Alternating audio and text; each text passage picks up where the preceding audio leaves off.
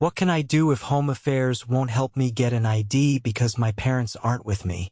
The short answer: it would be helpful if one of your relatives came forward as a parental figure or guardian to help you apply. The whole question: my mother was a domestic worker.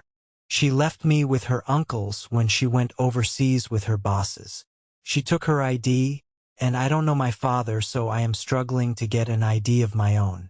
I am in matric and am stressing about my prelims. I tried to get help from social workers, but still nothing has been done. Home Affairs also can't help me. The long answer: I'm assuming that you don't have a birth certificate. If you were born in South Africa at a hospital, they should have given your mother a clinic card containing information about your health and immunizations as a baby, and on which her ID and your name should have appeared. Is it possible that she left this card with her uncles when she left the country?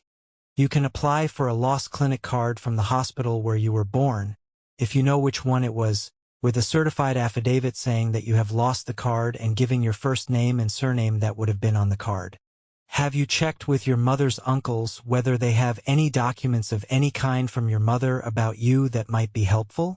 Would one of the uncles be willing to come forward as a parental figure or guardian and help in assisting you to apply for late birth registration? You need a birth certificate to get an ID, so you would have to apply for late registration of birth at the same time as you applied for your ID.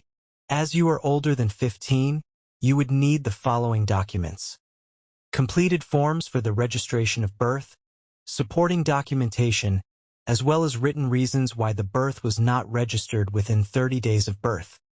As you haven't got a certified copy of your mother's ID, perhaps they would accept an affidavit from one of your uncles.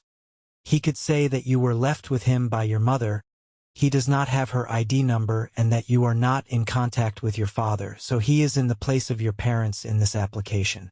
This would be accompanied with a certified copy of his own ID, proof of residence.